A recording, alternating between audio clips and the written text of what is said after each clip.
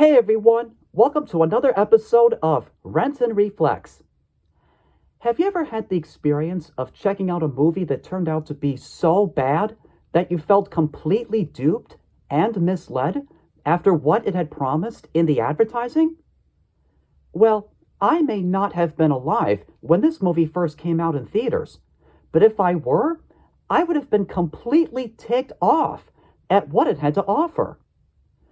The plot involves a boy named Mark who's given a magic ring by a witch. Inside this ring is a seed. When planted, it grows into a magic Christmas tree that can grant the owner of the magic ring 3 wishes. Now, not to give away too many spoilers, but it's all a dream in Mark's head. But that's the least of this movie's problems. This movie was shot on an extremely low budget, and it really shows. Apparently, the filmmakers could not afford sound equipment, so all of the audio had to be completely dubbed in post-production.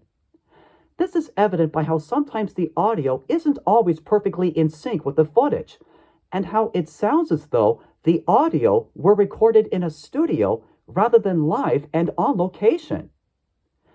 This movie is so cheap, not only does it resort to using stock footage and stock sound effects, but it also resorts to recycling its own footage and musical score at times. Another problem with the movie is how the dialogue and the characters are written. Take the character of Mark, for example. He's not exactly a very smart kid, occasionally asking such questions as, "What do you mean?" and "How do I do that?" Not to mention that he gets rather greedy at one point, which does raise the question as to how we're supposed to like him in the first place. The magic Christmas tree itself doesn't fare any better, for it speaks in an arrogantly sarcastic tone that's kind of unnerving.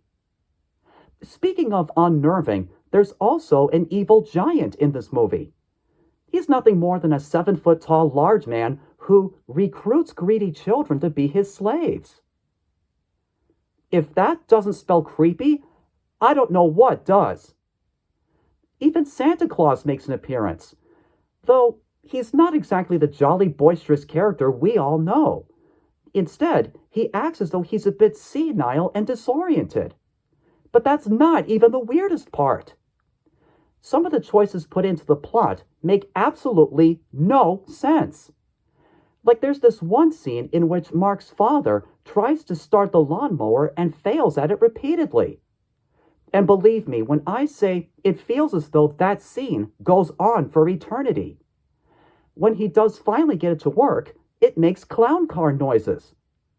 Why? Because comedy. There's also a scene involving a police car and fire engine chase with plenty of people screaming, dogs barking, and pies being thrown. Why? Because comedy. Frankly, that particular sequence seems to come off as rather chaotic than charming. I can't help but wonder if maybe the writer of this movie simply made up the story as he went, and everybody else on the cast and crew just went along with it. But who really knows? What really baffles me is how this movie was advertised. If you look at the original movie poster, it tells the public to see the magic ring, see the evil witch, and see the crazy police car and fire engine chase. How desperate do you have to be to sell your movie by giving away such plot points?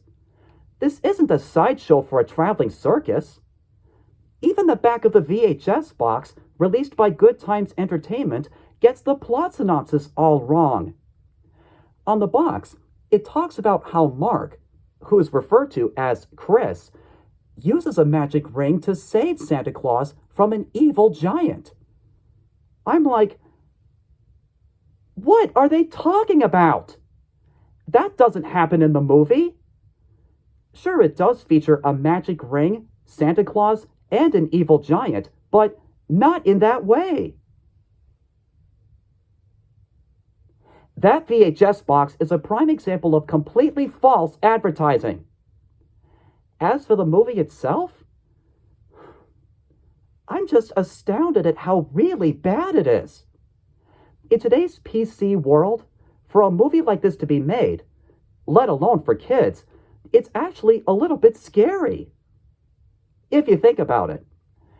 Where else would you find a Christmas movie that's both crazy and miserable at the same time?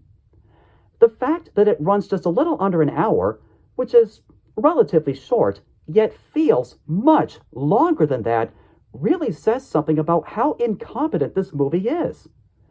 It's the kind of movie that does whatever it can to pad out the running time and still be produced as cheap as possible, and in the process end up screwing the audience over.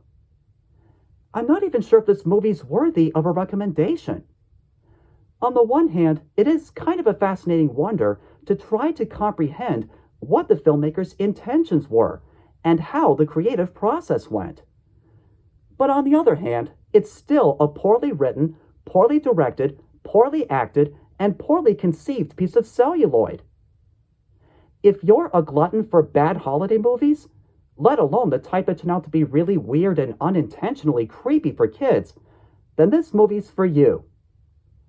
If I were to rate the film on a scale between 1 and 10, I'd give it, well, I would most certainly give it a 1. Considering which is the worst Christmas movie out there, may be up for debate, but I wouldn't doubt seeing this one being listed among the top 10 or even the top 5. It's that bad. And that, ladies and gentlemen, concludes my review. Thanks for watching and have yourself a Merry Christmas, Happy Hanukkah, Happy Kwanzaa, and a Happy New Year. See ya in 2023.